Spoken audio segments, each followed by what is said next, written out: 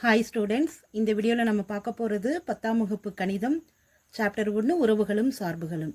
அதில் எடுத்துக்காட்டு 1.2 பார்க்க போகிறோம். கணக்கை நல்லா படிச்சுக்கோங்க.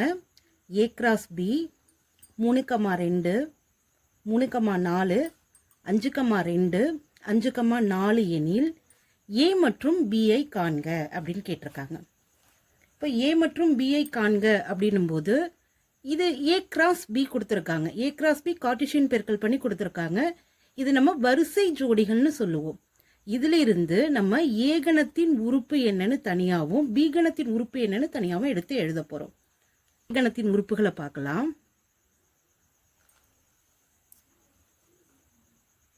ஃபர்ஸ்ட்ல உள்ளதெல்லாம் ஏன்னு எழுதிக்கோங்க.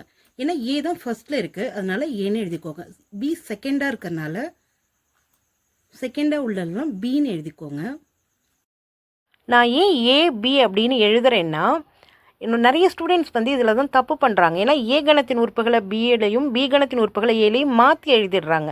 அதனால தான் இது மாதிரி மென்ஷன் பண்ணிக்கிட்டிங்கன்னா உங்களுக்கு மிஸ்டேக் ஏற்பட வாய்ப்பு இல்லை. இப்போ நம்ம ஏ கணத்தின் உறுப்புகளை எடுத்து எழுதிக்கலாம். முதல்ல 3 இருக்குது, அதை எடுத்து எழுதிக்கலாம். 3 எத்தனை முறை வந்திருக்கு பாருங்கள், 2 முறை வந்திருக்கு. ஆனால் நாம் ஒரு முறை மட்டும்தான் எடுத்து எழுதணும். ஏன்னா எப்போதுமே கணத்துக்குள்ளே உள்ள உறுப்புகள் ஒரு உறுப்பு ஒரு முறை மட்டும்தான் வரணும். இப்போ 3 இருந்ததுன்னா அது ஒரு முறை மட்டும்தான் வரணும். 4 இருந்தது ஒரு முறை மட்டும்தான் வரணும். இங்கே 3 2 முறை வந்திருக்கு, 5 2 முறை வந்திருக்கு. அதனால் 3,5ன்னு ஒரு முறை மட்டும் எடுத்து எழுதிக்கோங்க. அடுத்து பி கணத்தின் உறுப்புகளை பார்க்கலாம். 2 4 2 4ன்னு 2 முறை ரிப்பீட்டாக வந்திருக்கு. 2 முறையும் 4 2 முறையும் ரிப்பீட்டடாக இருக்குது. அதனால் 2,4ன்னு நாம் ஒரு முறை மட்டும் எடுத்து எழுதிக்கலாம். இப்போது அடுத்த கணக்கு பார்க்கலாம். பயிற்சி 1.1ல் வினாயன் 3 கணக்கை நல்லா படிச்சுக்கலாம். b cross a equal to -2,3 -2,4 0,3 0,4 3,3 3,4 எனில் a மற்றும் b ஐ காண்க அப்படின்னு இருக்காங்க.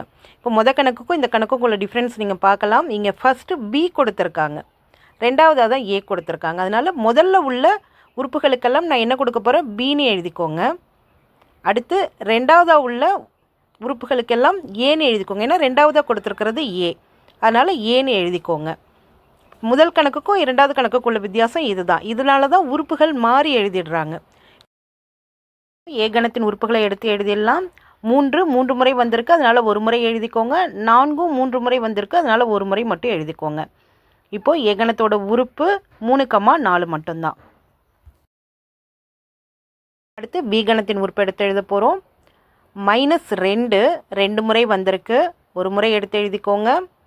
அடுத்து 0 2 முறை வந்திருக்கு, ஒரு முறை எடுத்து எழுதிக்கோங்க. 3 2 முறை வந்திருக்கு, ஒரு முறை மட்டும் எழுதிக்கோங்க. நீங்கள் இந்த கணக்கு இந்த மெத்தடில் போட்டிங்கன்னா பதட்டத்தில் கூட தப்பு பண்ண மாட்டீங்க ஸ்டூடெண்ட்ஸ். ஸோ இந்த கணக்கு இதோடு முடிந்தது. நன்றி.